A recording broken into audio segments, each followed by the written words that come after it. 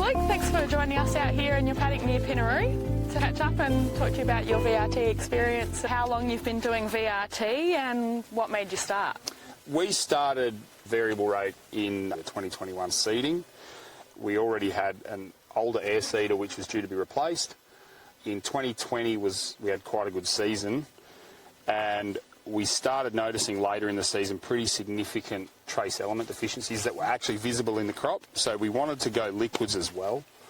So when we decided that we were going to replace our air seeder, we made sure we bought something that was capable of both variable rate and liquids. So we bought a Gason air seeder, and we run the air seeder and our liquid cart through the one rate controller, but we only variable rate MAP.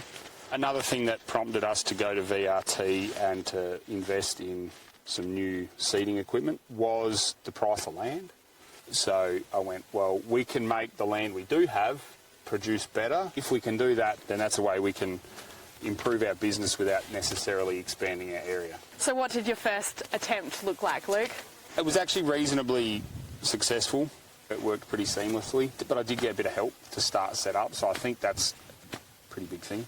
Well, our first attempt also, we started with VRT P and N, and I canned VRT N because I just, too much. So we did that the first year. I didn't really think that the effort for the extra lot of maps and that was worth it.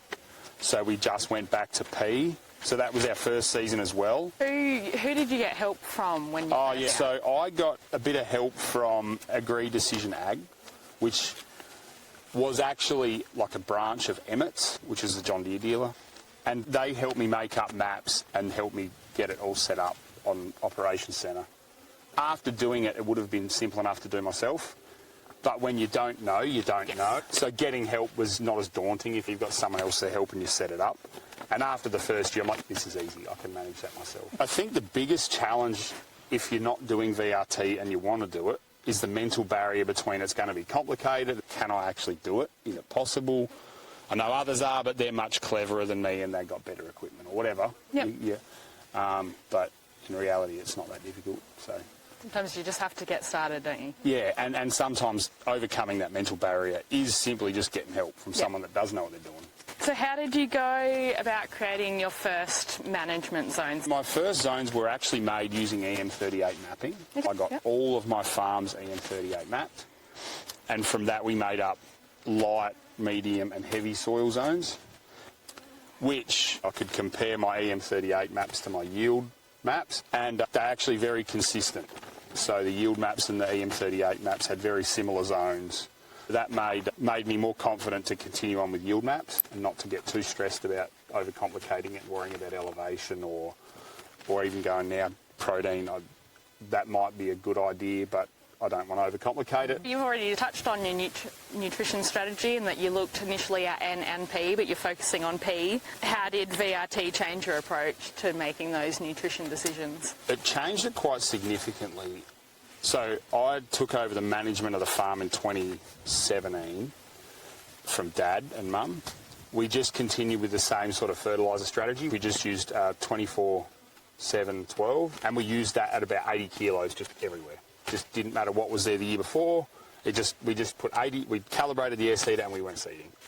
And when we went variable rate, it allows you to tailor not just the amount of phosphorus for a zone or for your hill or your flat or whatever, but you can put more P out, less N, you can change your ratios. But it also meant we could be more specific, not just for zones in individual paddocks, but for every single paddock. So the ability to put the fertiliser where you need it is a huge change in how you're doing it. So that's a huge benefit, is being able to put it where the crop's actually going to use it. Have you seen a overall reduction in your fertiliser bill, or has it stayed about the same? As an average, it probably hasn't changed, but the beauty of variable rate and yield mapping is after 2024, when we had a pretty catastrophically poor season, my fertiliser bill was a lot better at seeding time than, say, following a 2022. You had big yields, you got to put a lot of fert back, but you've had a good crop, so you've got the money to do it. After 2024, you've had poor yields, not as much money. It does reduce that burden, at least in your fertiliser costs following a poor season. Perhaps, though, there might not be a saving in cost in fertiliser, but perhaps by boosting that yield potential in your really good areas, you might be making a little bit more. And that's what we have seen. We have seen that your good zones are performing better in good years.